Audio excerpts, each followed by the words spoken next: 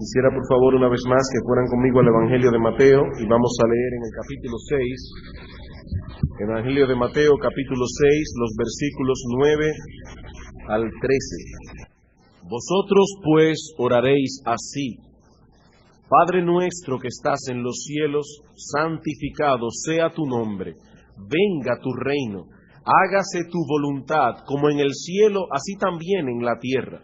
El pan nuestro de cada día, dánoslo hoy. Y perdónanos nuestras deudas, como también nosotros perdonamos a nuestros deudores.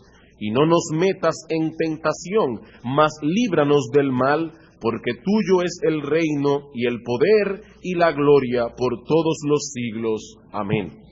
Nos encontramos en este momento en nuestra serie de sermones en el Sermón del Monte, considerando la segunda petición del Padre Nuestro: venga tu reino. Una petición que nos provee una perspectiva muy iluminadora de lo que es realmente la oración. Y hemos dicho ya en otras ocasiones que para muchas personas la oración no es otra cosa que un instrumento a través del cual obligamos a Dios a someterse a nuestra voluntad y a nuestros deseos. Pero nuestro Señor Jesucristo nos enseña en esta oración modelo, en esta guía de oración, que al acercarnos al trono de la gracia debemos hacerlo con la preocupación, con el anhelo, con el deseo de que la gloria de Dios, de que el gobierno de Dios y su voluntad sean cada vez más evidentes en este mundo. Debemos pedir, dice Cristo, que su reino venga y que su voluntad, como veremos en esta tarde, que su voluntad sea hecha en la tierra como se hace en el cielo. Nuestra preocupación ha de ser el predominio de la voluntad divina sobre nuestra voluntad. No es Dios, hermanos, quien debe sujetarse a nuestros deseos, somos nosotros quienes debemos sujetarnos a los suyos. Y eso, dice Cristo, debe ser manifiesto en nuestras oraciones. La semana pasada iniciamos el estudio de esta petición: venga tu reino. Pero solo tuvimos tiempo para enfocar, en primer lugar, la naturaleza esencial del reino de Dios y luego qué significa pedir por la venida del reino de Dios. Y por amor a las personas que nos visitan, quisiera hacer un breve recuento de las cosas que vimos la semana pasada. Vimos que la frase "el reino de Dios" es usada en la Escritura para referirse básicamente a dos cosas. Por un lado, al dominio universal de Dios sobre todas las criaturas y cosas que Él ha creado. Y en segundo lugar, al dominio especial de Dios sobre aquellos que se someten voluntariamente a su gobierno. ¿Qué significa, hermanos, el reino de Dios? Cuando la Biblia habla del reino de Dios, ¿de qué está hablando? Bueno, por un lado, del dominio universal que tiene Dios sobre todas las cosas que Él ha hecho, sin excluir absolutamente nada. Pero también la Biblia habla del reino de Dios refiriéndose a ese dominio especial que tiene Dios sobre aquellas personas que se someten voluntariamente a su gobierno. Dios, dice la Biblia, domina sobre todo y sobre todos. Y su soberanía no necesita el consentimiento de sus criaturas para ser ejercida. Hermanos, Dios no necesita del consentimiento de sus criaturas para ejercer su soberanía sobre ellos. Él hace, dice Daniel 4:35, Él hace según su voluntad en el ejército de los cielos y en los habitantes de la tierra, y nadie puede detener su mano y decirle: ¿qué haces? No hay, dice este libro, no hay quien tenga autoridad para pedirle cuentas, ni quien tenga suficiente poder para detener sus designios. Los habitantes de la tierra son considerados como nada en la presencia de Dios. Dios no necesita el consentimiento de la creación para reinar sobre ella. Esto no es un gobierno democrático, no hay que votar al respecto. Dios es rey de su creación. Sin embargo, No todas sus criaturas se someten a su gobierno voluntariamente. Noten lo que estamos hablando. Dios gobierna sobre todos ellos, pero no todos se someten a su dominio gozosa y voluntariamente. Es por eso que el Señor nos dice que al orar debemos pedir: venga tu reino. Dios es rey sobre todos, sobre buenos y malos, sobre justos e injustos. Pero una cosa es estar bajo su dominio soberano y otra muy distinta, aceptar con deleite su soberanía y someterse a ella. Cuando oramos por la venida del reino de Dios, estamos pidiendo que esa rebelión que se introdujo en el mundo a causa de la caída de nuestros primeros padres, que esa rebelión sea aplastada en el corazón del hombre. Estamos pidiendo que el yo sea destronado y que la gracia reine. El reino de Cristo no es otra cosa que el predominio de la gracia de Dios sobre el corazón del hombre. Vayamos por un momento al Salmo 110. Salmo 110, un salmo eminentemente mesiánico. Por cierto, si mal no recuerdo, creo que es el salmo que más se cita en las Escrituras del Nuevo Testamento. Salmo 110, versículo 1 al 3. Jehová dijo a mi Señor: siéntate a mi diestra hasta que ponga a tus enemigos por estrado de tus pies. ¿De qué Señor está hablando aquí? Bueno, evidentemente está hablando del Señor Jesucristo, del Mesías que habría de venir. Cristo pregunta a los fariseos: el Mesías que vendrá, el Cristo, ¿de quién es hijo? Dicen ellos: de David. Entonces Cristo cita este salmo y dice: ¿cómo es que David, si es su hijo, le llama en el Salmo 110 Señor? Si él es hijo, ¿cómo le llama Señor? Dijo el Señor a mi Señor, es lo que dice el texto hebreo: siéntate a mi diestra hasta que ponga tus enemigos por estrado de tus pies. Ahora bien, seguimos leyendo el texto y nos damos cuenta que los enemigos del Señor serán sometidos de varias maneras distintas. Algunos serán aplastados por su ira, otros serán vencidos por su gracia. Noten lo que dice el texto: Jehová enviará desde Sión la vara de tu poder, domina en medio de tus enemigos.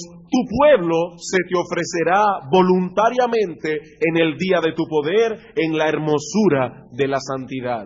Algunos serán aplastados por la autoridad de Cristo, otros serán vencidos por su gracia, su bondad y su misericordia. Dice: tú tendrás un pueblo y ese pueblo se someterá a ti voluntariamente.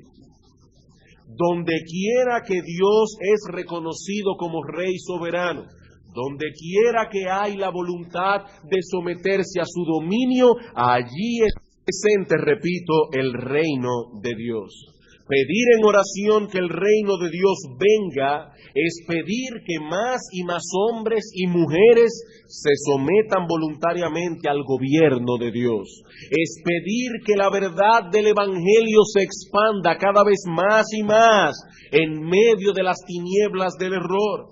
Es pedir que ese gobierno de la gracia en el corazón sea cada vez más evidente en nosotros mismos y en otros. Es pedir por la derrota total del reino de Satanás y por el triunfo final del reino de Cristo. Un evento que ocurrirá cuando nuestro Señor Jesucristo regrese en gloria. Pedir por la venida del reino es pedir por el apresuramiento de la segunda venida de Cristo. Hermanos, el reino de Cristo ya está aquí. Cristo dice: bienaventurados los pobres en espíritu, porque de ellos es el reino de los cielos. El reino de Cristo ya está aquí, pero aguardamos aún su manifestación final. Vamos a Hebreos capítulo 2. Aguardamos aún su manifestación final. ¿Y cuándo será eso? Cuando nuestro Señor Jesucristo regrese en gloria. Hebreos capítulo 2, versículo 5. Un texto, por cierto, sumamente difícil, lo cito únicamente para probar este punto. Dice, porque no sujetó a los ángeles el mundo venidero acerca del cual estamos hablando. Pero alguien testificó en cierto lugar diciendo, ¿qué es el hombre para que te acuerdes de él? ¿O el hijo del hombre para que lo visites? Le hiciste un poco menor que los ángeles, le coronaste de gloria y de honra, y le pusiste sobre las obras de tus manos. Todo lo sujetaste bajo sus pies, porque en cuanto le sujetó todas las cosas, nada dejó que no sea sujeto a él, pero todavía no vemos que todas las cosas le sean sujetas. Todavía no vemos que todas las cosas le sean sujetas. Cristo ya fue entronizado a la diestra de Dios, pero aún no recibe de todos los hombres la obediencia voluntaria que se le es debida. Él está aguardando hasta aquel momento en que todos sus enemigos sean puestos bajo sus pies. Primera a los Corintios capítulo 15. Primera a los Corintios capítulo 15, versículo 25. Porque preciso es que Él reine. Ahora, preciso es que Él reine hasta que haya puesto a todos sus enemigos debajo de sus pies.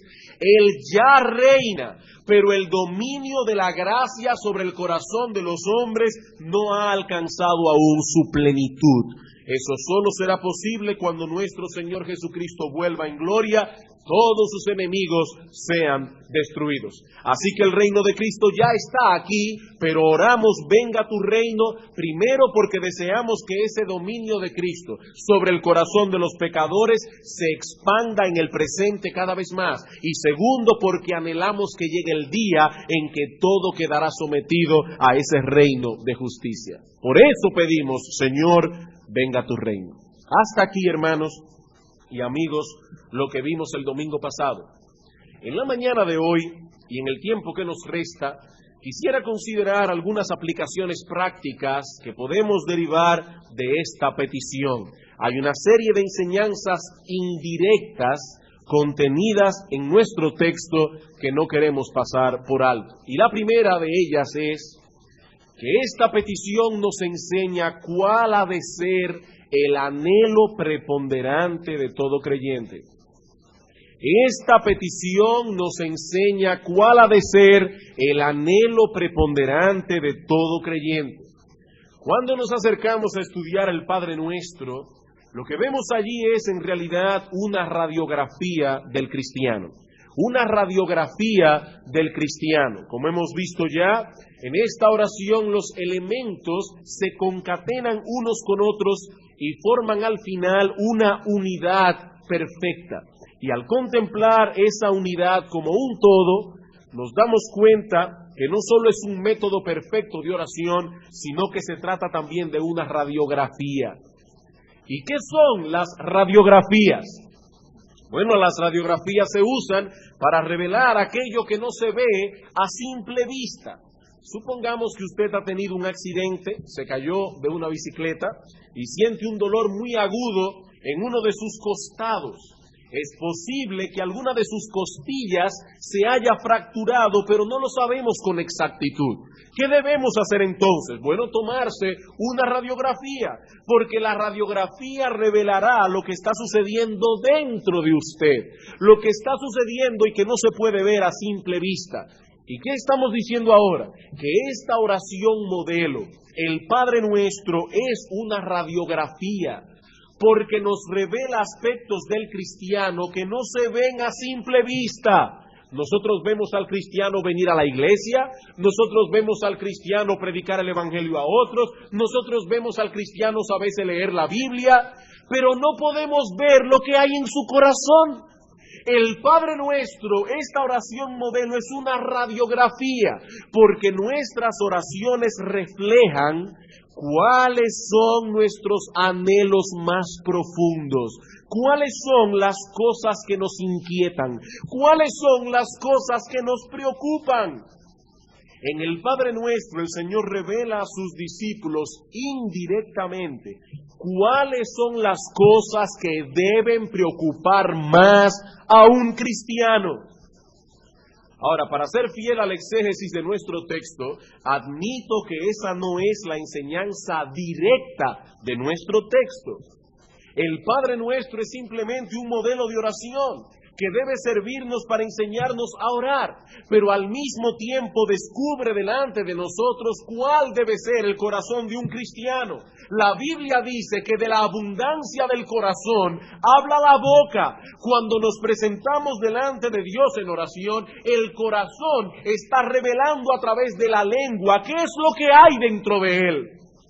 ¿Y qué nos dice el Señor aquí? Que debe estar presente en el corazón de un verdadero cristiano como algo primordial, que el nombre de Dios sea conocido, estimado y reverenciado en el mundo a través de la expansión de su gobierno.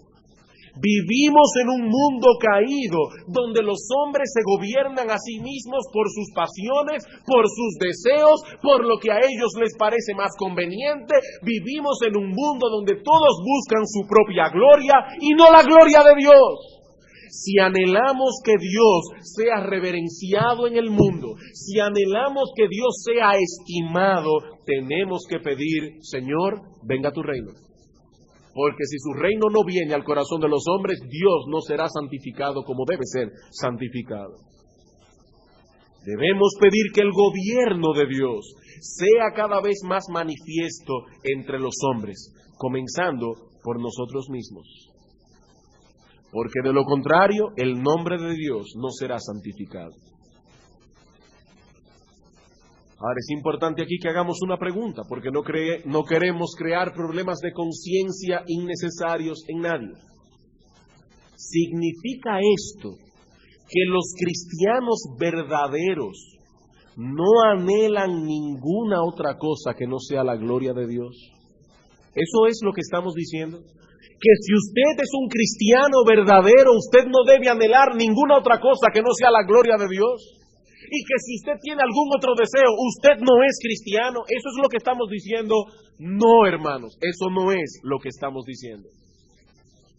Tristemente, eso no es lo que significa nuestro texto. Si algo evidencia el Padre Nuestro, es que los cristianos tienen una lucha a muerte con sus propios deseos.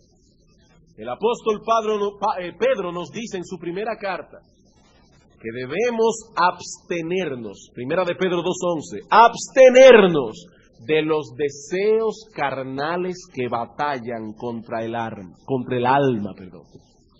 Esos deseos aún están allí, en pie de guerra, batallando, dice Pedro, contra nuestras almas. Ahora, noten algo interesante. ¿Saben por qué esos deseos batallan contra el alma? Porque si somos cristianos, esos deseos ya no tienen nuestro consentimiento tan fácilmente como antes. En el impío los deseos no batallan, porque en el impío esos deseos carnales tienen su consentimiento. En el caso del cristiano, esos deseos guerrean, están en pie de guerra, en pie de lucha, porque ya no tienen nuestro consentimiento tan fácilmente como antes. Aparte de que otros deseos ocupan nuestro corazón. ¿Qué debemos hacer entonces? Perseguir conscientemente esos deseos santos que forman parte de la nueva naturaleza que hemos recibido en Cristo. Debemos meditar en esto. Debemos orar por esto, por la gloria de Dios, la venida de su reino, el predominio de su voluntad. El Señor nos enseña en esta oración modelo que esas cosas deben tener prioridad por encima de nuestra provisión material, por encima de nuestro perdón, por encima de nuestra protección. Antes que pedir por el pan nuestro de cada día, antes que pedir por el perdón de nuestros pecados, antes que pedir, Señor, líbranos del mal, debemos pedir: santificado sea tu nombre, que venga tu reino y que tu voluntad sea hecha. Esa es la misma enseñanza que encontramos al partir del versículo 19 de este capítulo y hasta el final del capítulo 6 de Mateo. Hay una lucha de intereses, si se puede decir así, que se libra en el corazón del creyente. La lucha entre hacer tesoros en la tierra o hacerlos en el cielo. La lucha entre servir a Dios o a las riquezas. La lucha entre afanarnos por nuestras necesidades materiales o buscar el reino de Dios. Y la conclusión final de Cristo es esta: no os afanéis por vuestra vida. Aquí mismo en Mateo 6. No os afanéis por vuestra vida. Buscad primeramente el reino de Dios y su justicia. Ese es el principio que debe gobernarnos, no solo al orar, pero principalmente al orar. Antes de pedir por nuestra provisión diaria, debemos pedir por la santificación del reino de Dios por la santificación del nombre de Dios a través de la venida de su reino. Hermano, déjame hacerte algunas preguntas. ¿Cuál es tu preocupación principal? Si pudiéramos hacer un sondeo de tus pensamientos, tomamos una especie o hacemos una especie de, buscamos alguna compañía de Gallup espiritual y te hacen un sondeo interior para ver cuáles son tus preocupaciones principales. ¿En qué te pasas la mayor parte del día pensando? ¿Cuáles son las cosas que te intranquilizan? Sí sabemos que tienes cuentas que pagar, que tienes hijos que criar, que tienes una vida que sostener, todo eso lo sabemos. Pero ¿qué tanto te preocupa el reino de Dios? ¿Es tu mayor inquietud que el gobierno de Dios en el mundo se expanda cada vez más y más? Hermano, ¿qué tanto te duele ver cómo prolifera el error, incluyendo aún en iglesias evangélicas? ¿Qué tanto te duele ver cómo el arminianismo que destrona a Dios se está expandiendo cada vez más y más? O que en tal o cual iglesia está sufriendo persecución y es impedida de hacer su labor. Hermanos, ese debe ser, dice Cristo, nuestra preocupación principal. Eso es lo que Cristo nos enseña indirectamente en este modelo de oración. Si pudiésemos hacer una radiografía de tu alma, ¿qué veríamos allí? Tenemos ahora la radiografía delante de nuestros ojos. Hermano, ¿qué veríamos allí? ¿En qué posición encontraríamos situado tu preocupación por el reino de Dios? Porque Cristo dijo que debe estar por encima de cualquier otra preocupación, incluso la preocupación por la comida o el vestido.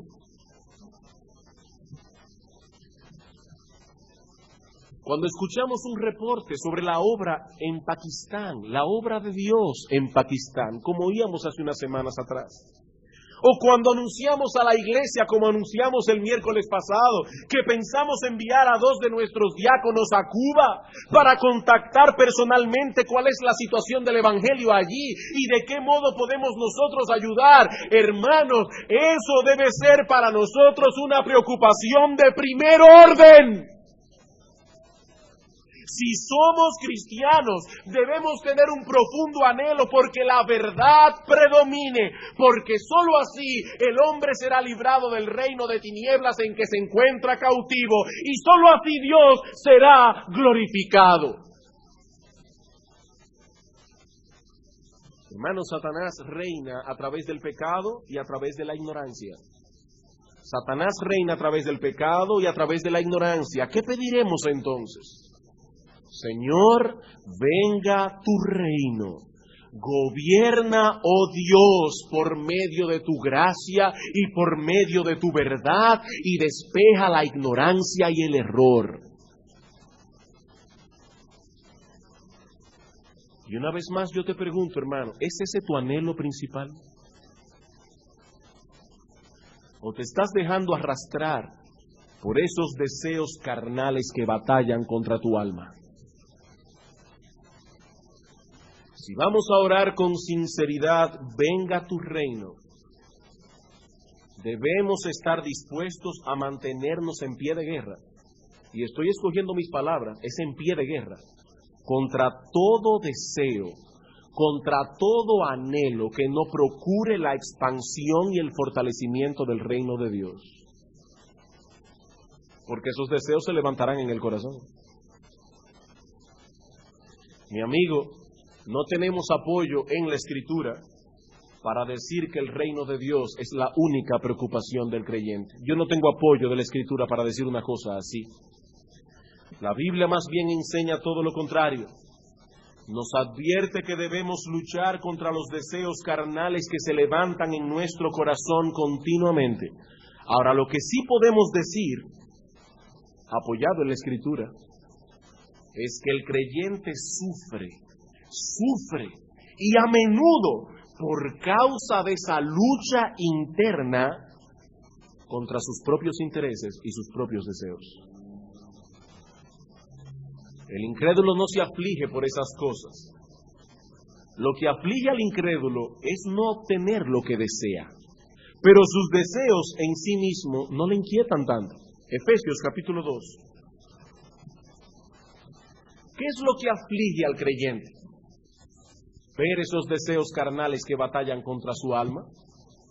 ¿Qué es lo que aflige al incrédulo? No poder satisfacer sus deseos carnales. Hay una diferencia. Los dos tienen deseos carnales. Pero ¿cuán distintos reaccionan ambos a esos deseos? Efesios capítulo 2, versículo 1 al 3. Y Él os dio vida a vosotros cuando estabais, en tiempo pasado, estabais muertos en vuestros delitos y pecados. ¿Y cómo se manifestaba esa mortandad espiritual? En los cuales anduvisteis en otro tiempo, siguiendo la corriente de este mundo, conforme al príncipe de la potestad del aire, el espíritu que ahora opera en los hijos de desobediencia, entre los cuales también todos nosotros vivimos en otro tiempo en los deseos de nuestra carne, haciendo la voluntad de la carne y de los pensamientos, y éramos por naturaleza hijos de ira, lo mismo que los demás. ¿Cómo se manifestaba esa mortandad espiritual? En que teníamos deseos carnales. No, hermanos, aún ahora tenemos deseos carnales, pero antes, dice Pablo, vivíamos haciendo la voluntad de la carne y de los pensamientos. Esa era nuestra condición, dice Pablo. Todos nosotros vivimos así en otro tiempo, pero dice Pablo en el versículo 4, Dios, que es rico en misericordia, nos dio vida juntamente con Cristo, y no solo eso, juntamente con Él nos resucitó, y asimismo nos hizo sentar en los lugares celestiales con Cristo Jesús. Un cambio dramático se ha operado en nuestro corazón. Hemos sido transformados por el poder del Espíritu Santo y ahora tenemos metas y anhelos distintos. Estamos sentados con Cristo, hermanos, en los lugares celestiales. Y desde allá, aunque estamos aquí, pero desde esa posición vemos la vida desde otra perspectiva diferente. Si alguno de ustedes han tenido la oportunidad de volar en un avión, o de contemplar una ciudad desde una montaña, o desde algún otro sitio elevado, se habrá dado cuenta de lo insignificante que se ven las cosas cuando se ven desde arriba. ¿Qué insignificantes se ven? Cuando contemplamos las cosas desde ese ángulo, muchos edificios que parecen imponentes desde abajo, de repente parecen maquetas de juguete. Y uno ve los carros que parecen de esos carritos que venden en la farmacia, Matchbox, pequeñitos, y las personas ni se ven.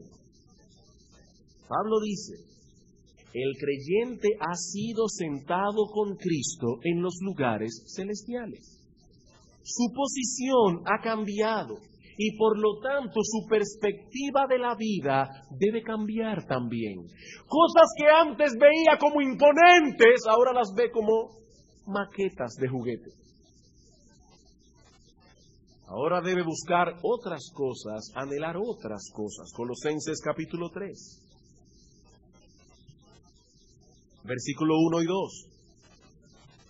Si pues habéis resucitado con Cristo, buscad las cosas de arriba, donde está Cristo sentado a la diestra de Dios. Poned la mira en las cosas de arriba, no en las de la tierra. No podemos mirar hacia ambos lugares al mismo tiempo. El problema es que las cosas de este mundo no han perdido su encanto para nosotros. Que nadie piense que cuando uno se convierte al Señor, todas las cosas del mundo pierden su encanto de una vez. No, las cosas del mundo, muchas de ellas no han perdido su encanto para el creyente. Nuestros cuerpos no han sido aún glorificados y el pecado aún no ha sido totalmente erradicado. ¿Qué dice Pablo? Debemos hacer un esfuerzo consciente por dirigir nuestros afectos hacia el lugar correcto. Poned la mira en las cosas de arriba. Es una orden, es un mandato que debemos obedecer. Eso no fluye naturalmente. Es por lo general el resultado de una lucha interior. Y cuando contemplamos al Padre nuestro con atención, no dejamos de percibir esa lucha detrás de las palabras de Cristo. No oren como los hipócritas, dice el Señor, ni oren como los paganos. Ellos oran también, pero centrados en sí mismos. Vosotros, en cambio, dice Cristo, oraréis así, haciendo de la gloria de Dios y de su reino vuestro interés primordial. ¿Qué aprendemos entonces de esta petición? Aprendemos cuál ha de ser el anhelo primordial del cristiano, que el reino de Dios prevalezca. En segundo lugar, esta petición nos enseña indirectamente que los cristianos deben estar dispuestos a luchar contra la tendencia que tenemos a ser independientes y a gobernarnos por nuestros propios criterios. ¿Qué nos enseña esta petición? Venga tu reino. Nos enseña que los cristianos deben estar dispuestos a luchar, no solo contra sus deseos, sino también contra la tendencia que tenemos a ser independientes y a gobernarnos por nuestros propios criterios. El Señor nos dice aquí, cuando vayas en oración delante de Dios, he aquí lo que debes pedir. Debes clamar porque su reino venga sobre ti, lo mismo que sobre otros. Debes pedir que su gracia y su verdad te controlen cada vez más y más, de manera que no sea tu voluntad la que prevalezca, sino la voluntad de Dios. Hermanos, aquí hay un punto que muchos han perdido de vista. Ser cristiano es estar bajo autoridad. Y entre paréntesis, no solo bajo la autoridad de Dios, sino bajo las autoridades que Dios ha puesto en el mundo. Porque dice en Romanos capítulo 3, el que resiste a la autoridad puesta por Dios, a lo establecido por Dios, resiste. Y Dios ha puesto autoridad en el Estado, Dios ha puesto autoridad en el hogar, Dios ha puesto autoridad en la iglesia. Ser cristiano es estar bajo autoridad. Cristo nos enseña en el Padre Nuestro que ser cristiano es pertenecer a un reino. ¿Y qué es un reino? Básicamente el gobierno de un pueblo o de varios pueblos bajo una cabeza o gobernante. Ser cristiano es mucho más que asumir un estilo de vida particular. Ser cristiano no es dejar de hacer ciertas cosas para comenzar a hacer otras. Ser cristiano es ser trasladado de un reino a otro reino. Dice Pablo, hemos sido trasladados del reino de las tinieblas al reino del amado Hijo. Podríamos decir que ser cristiano es una especie de traspaso de mando. El individuo depone su hostilidad, rebeldía, clama a Dios por la venida de su reino sobre él. Eso es ser cristiano.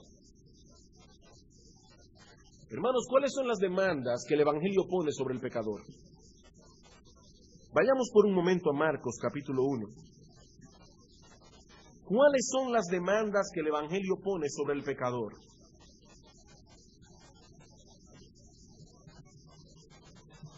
Si alguien nos preguntara a nosotros, como aquel carcelero de Filipos preguntó al apóstol Pablo, señores, ¿qué debo hacer para ser salvo? ¿Cuáles son las demandas? Marcos capítulo 1, versículo 14 y 15. Después que Juan fue encarcelado, Jesús vino a Galilea predicando el evangelio ¿de qué? Del reino de Dios, diciendo, el tiempo de Dios, el tiempo se ha cumplido y el reino de Dios se ha acercado. ¿Qué deben hacer? Arrepentíos y creed en el evangelio. He ahí las demandas. Arrepentirse y creer. No podemos entrar en el reino sin arrepentimiento y sin fe. Ahora bien, ¿de qué fe estamos hablando aquí? ¿Es acaso un simple asentimiento intelectual de que somos pecadores, de que merecemos el infierno y de que Cristo pagó por los pecados? Cuando una persona dice, oh sí, yo sé que soy pecador, oh sí, yo sé que merezco el infierno, oh sí, yo sé que Cristo pagó por mis pecados, ¿eso es suficiente, hermanos, para ser salvos? No, hermanos, no. Esa fe de la que habla Cristo aquí es mucho más que un simple asentimiento intelectual. La fe es el instrumento a través del cual nos aferramos a Cristo, pero no solo como nuestro sacerdote, no solo como aquel que vino y se ofreció a sí mismo delante de Dios en una cruz por nuestros pecados, no. La fe es el instrumento también a través del cual nos aferramos de Cristo como profeta, y Él como profeta ahora nos instruye, y la fe es el instrumento a través del cual nos aferramos a Cristo como Rey, y Él como Rey ahora nos gobierna. Esa es la fe de la que habla Cristo aquí. Una fe que abraza a Cristo como sacerdote, como profeta y como rey. Creer en Cristo incluye por necesidad la resolución de rendirse a su dominio. El que no obedece, no cree. El que no obedece, no cree. Algunas personas nos acusan de enseñar salvación por obras, porque decimos que el pecador no puede ser salvo a menos que no se someta al señorío de Cristo. ¡Ah, eso es salvación por obras! Es simplemente creer. Eso atenta contra el mensaje evangélico de que la salvación es únicamente por medio de la fe. Pero a estos hermanos yo pregunto, ¿cuál es el concepto que tienen de la fe? Sí sabemos que la salvación se obtiene únicamente por medio de la fe, pero ¿qué tipo de fe? ¿Qué tipo de fe? Cuando alguien dice creer en Cristo, está diciendo que confía en Él, ¿no es así? Si una persona dice yo creo en Cristo, ¿qué está diciendo? Yo confío en Cristo. Y por consecuencia lógica también está afirmando que no confía en sí mismo. Que no confía en sí mismo. Que Él ha determinado guiar su vida de acuerdo al criterio infalible de Cristo y no de su propio criterio. Eso es lo que está diciendo. Yo creo en Cristo, yo no creo en mí. El escritor de la carta a los Hebreos nos dice que Cristo vino a ser autor de eterna salvación a los que le obedecen, Hebreos 5:9. Vino a ser autor de eterna salvación a los que le obedecen. No a los que dicen, oh sí, yo un día levanté la mano en una iglesia. Yo acepto que Cristo es Dios. Yo acepto que murió en una cruz por los pecados. Eso no es suficiente. Él vino a ser autor de eterna salvación a los que le obedecen. ¿Podemos acusar al autor de los Hebreos de enseñar salvación por obras? Tendríamos que acusar al mismo Cristo. Porque el mismo Cristo dijo en una ocasión a una multitud de personas que decían creer en Él, en Juan 8:31, si vosotros permaneciereis en mi palabra, seréis verdaderamente mis discípulos. Si no permanecen en mis palabras, ustedes son unos falsos. Si vosotros permaneciereis en mi palabra, seréis verdaderamente mis discípulos. El que me ama, mi palabra guardará. La fe lleva consigo el germen de la obediencia. Si alguien dice que cree en mí, lo evidenciará haciendo lo que yo le digo. Si no hace lo que yo le digo, es porque no cree en mí.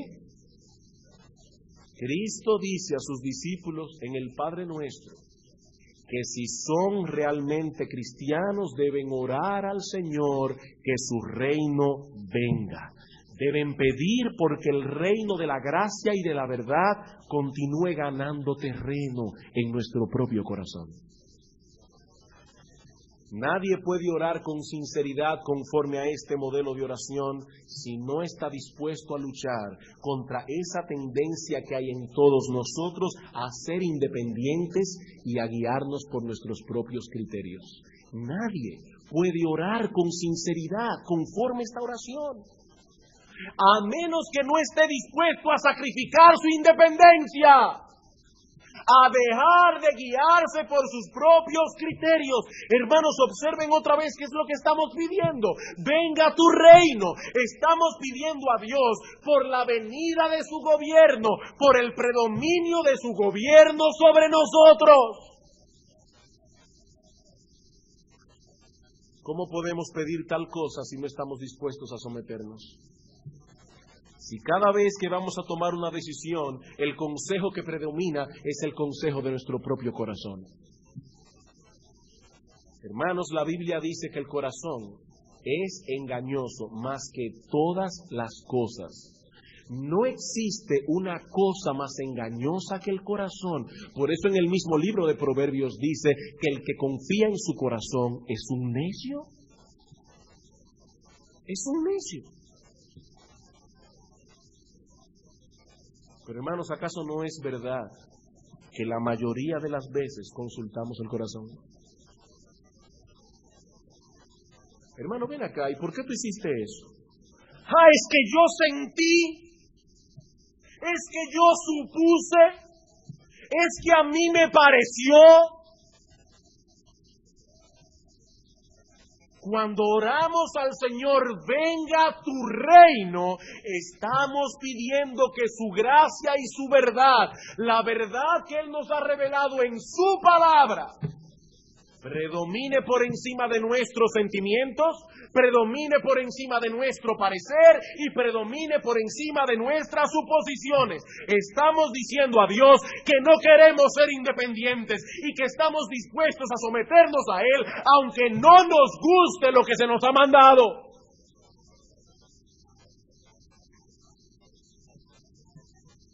Hermanos, muchas veces oigo a las personas decir: el Señor puso en mi corazón hacer tal cosa o hacer otra. ¿Verdad que es un lenguaje muy común entre los evangélicos?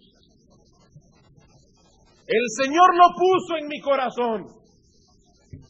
Hermano, pero ven acá y eso. El Señor lo puso en mi corazón. Y hay que ver cómo se me abrieron todas las puertas. Eso vino del Señor. Mire, hermano, si usted no tiene ningún apoyo escritural, ningún mandato expreso de su palabra, ningún principio bíblico que puede señalar como la base de su decisión, ¿cómo sabes que fue el Señor que lo puso en tu corazón? Sin más engañoso que el corazón no hay ninguna otra cosa.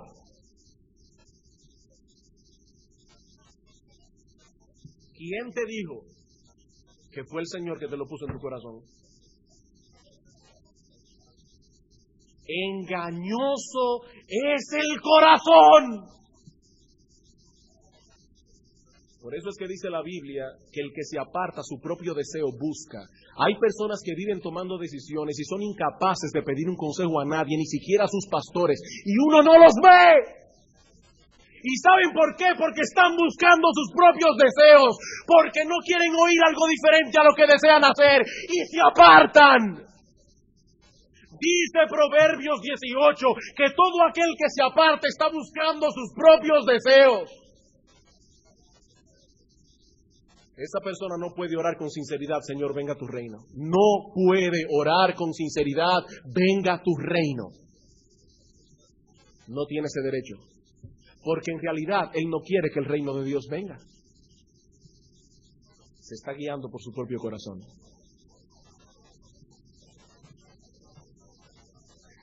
Hermanos, debemos tener cuidado con la forma en que nos expresamos, porque muchas veces disfrazamos nuestra independencia en un lenguaje piadoso y espiritual.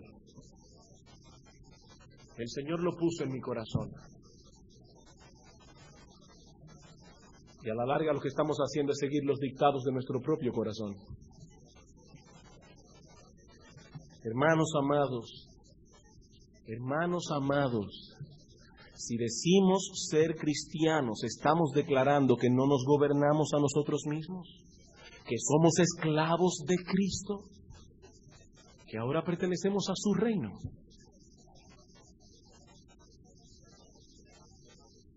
Y como vemos que aún queda mucho pecado en nosotros que mortificar, mucha rebeldía que deponer, muchos deseos que sacrificar, tenemos que pedir: venga a tu reino. Venga a tu reino, Señor, que tu dominio sobre mí sea cada vez más evidente.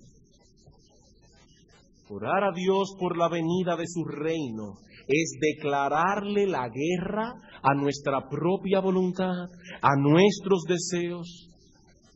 En palabra más simple, estamos declarándole la guerra a nuestro propio yo. Eso es pedir: venga a tu reino. El que no posea esa disposición no puede orar conforme a este modelo de oración. Hermanos, ¿qué nos enseña esta petición? Que los cristianos deben estar dispuestos a luchar contra esa tendencia que hay en todos nosotros a ser independientes y a guiarnos por nuestros propios criterios. En tercero y último lugar, y mucho más breve, esta petición nos enseña cuál es la verdadera esperanza del cristiano. Esta oración nos enseña cuál es la verdadera esperanza del cristiano. No debemos perder de vista el hecho de que esta petición señala en última instancia a la segunda venida de Cristo. La segunda venida de Cristo.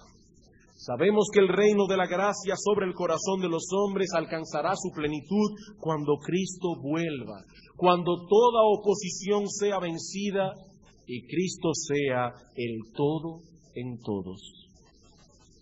Cuando pedimos a Dios por la venida de su reino, estamos pidiendo porque se apresure la llegada de ese día glorioso.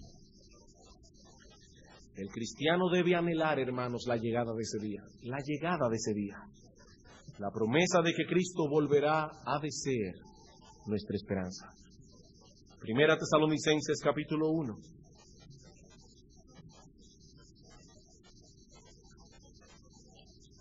Primera Tesalonicenses capítulo 1, versículos 9 al 10.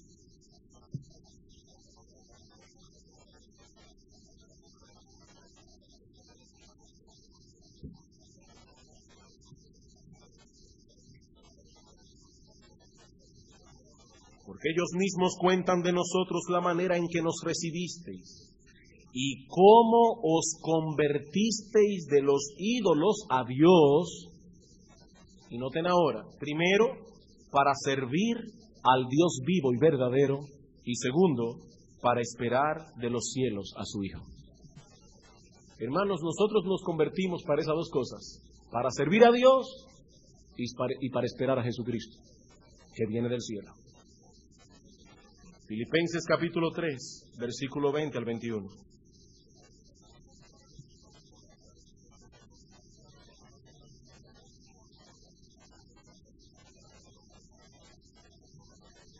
Mas nuestra ciudadanía está en los cielos, de donde también esperamos al Salvador, al Señor Jesucristo, el cual transformará el cuerpo de la humillación nuestra para que sea semejante al cuerpo de la gloria suya, por el poder con el cual puede también sujetar a sí mismo todas las cosas. ¿Para qué nos convertimos? Para esperar al Hijo. ¿Qué dice el texto? Nuestra ciudadanía está en los cielos, de donde también esperamos al Salvador. Segunda de Pedro capítulo 3. Segunda de Pedro capítulo 3, versículos 10 al 13.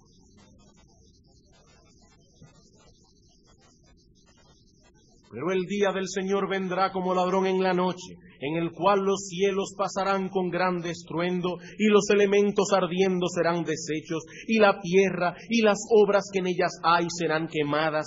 Puesto que todas estas cosas han de ser deshechas, ¿cómo no debéis vosotros andar en santa y piadosa manera de vivir, esperando y apresurándoos para la venida del día de Dios, en el cual los cielos encendiéndose serán deshechos y los elementos siendo quemados se fundirán? Pero nosotros esperamos, según sus promesas, cielos nuevos y tierra nueva, en los cuales mora la justicia. ¿Qué estamos esperando?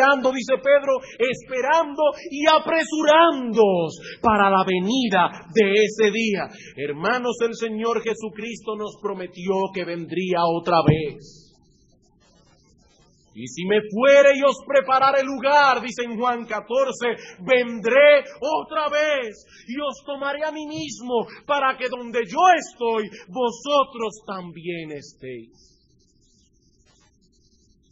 Hermanos, sabemos que ha habido mucho fanatismo en torno a la escatología bíblica y mucha especulación.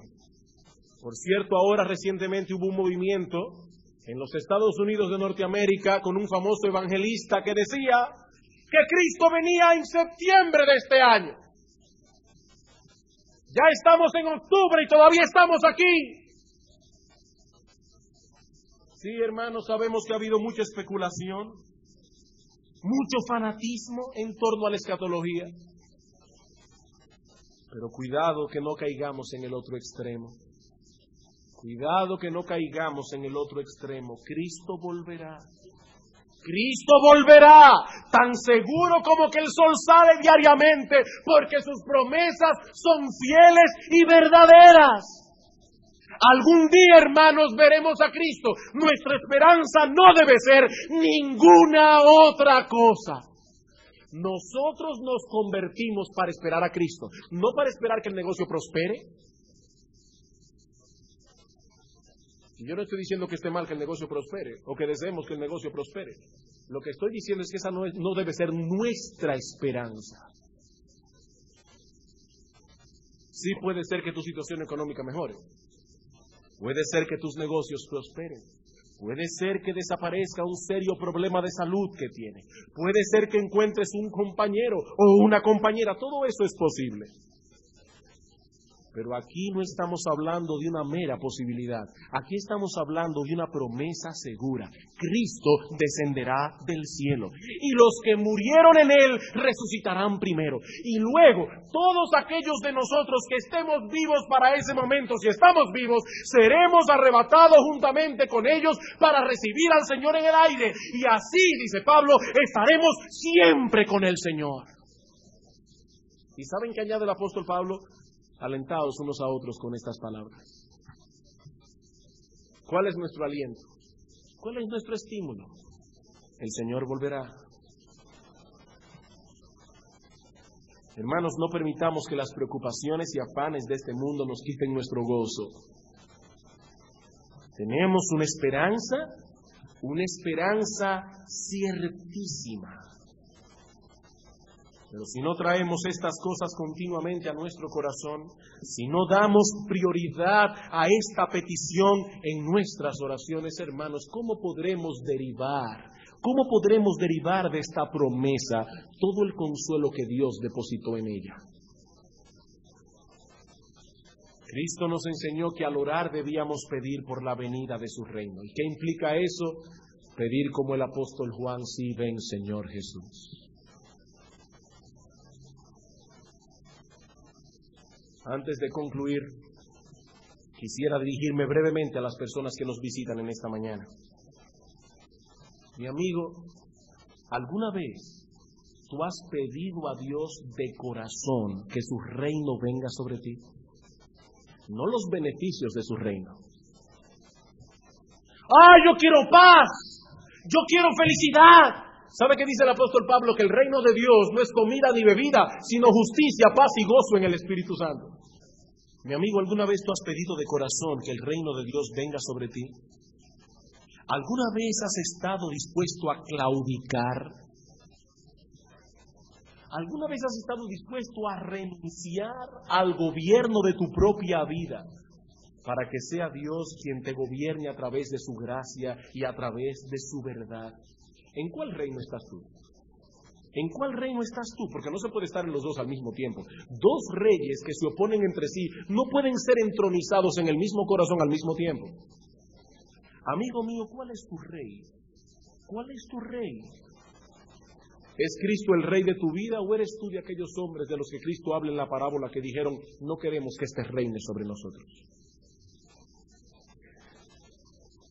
Cristo dijo que no se puede servir a dos señores, porque se aborrecerá al uno y se amará al otro, o se estimará al uno y se menospreciará al otro. Y una vez más yo te pregunto, ¿a quién le debes tu lealtad? Quiere el Señor ayudarnos en esta mañana a evaluar con objetividad estas cosas.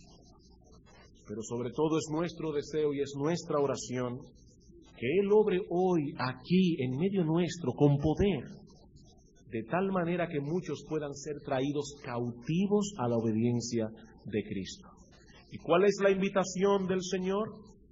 La que encontramos en Mateo capítulo 11. Venid a mí todos los que estáis trabajados y cargados, yo os haré descansar. Llevad mi yugo sobre vosotros y aprended de mí, que soy manso y humilde de corazón, y hallaréis descanso para vuestras almas, porque mi yugo es fácil y ligera mi carga. Amigo mío, ¿cuál es el yugo que está sobre tu cuello? ¿El yugo del pecado, del diablo, de las tinieblas? ¿O el yugo de Cristo, de su gracia y de su palabra? Cristo dice, mi yugo es fácil, es ligera mi carga. Vamos a orar.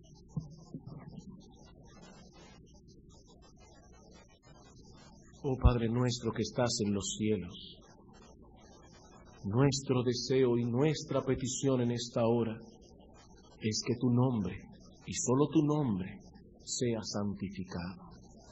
No a nosotros, oh Señor, no a nosotros, sino a tu nombre da gloria. Y pedimos, oh Padre, en esta mañana por todos aquellos que una vez en su vida entendieron esta verdad, claudicaron al gobierno de su vida y pidieron de corazón, Señor, venga tu reino. Y ahora te pedimos por ellos, oh Señor, para que el reino de la gracia y de la verdad continúe expandiéndose cada vez más en esos corazones. Oh Dios, pero te pedimos también por aquellos que están en medio nuestro en esta mañana, que han entronizado su propio yo y se gobiernan por sus propios deseos. Oh Dios, nosotros te pedimos que tú traigas a estos hombres y mujeres cautivos a la obediencia a Cristo. Oh Padre nuestro, que tu reino venga sobre esta congregación, en un sentido o en el otro. Y bendícenos esta tarde al estudiar la tercera petición del Padre nuestro, hágase tu voluntad. Oh Señor, continúa hablando a nuestras almas en el día de hoy. Te lo suplicamos en el nombre de Jesús. Amén.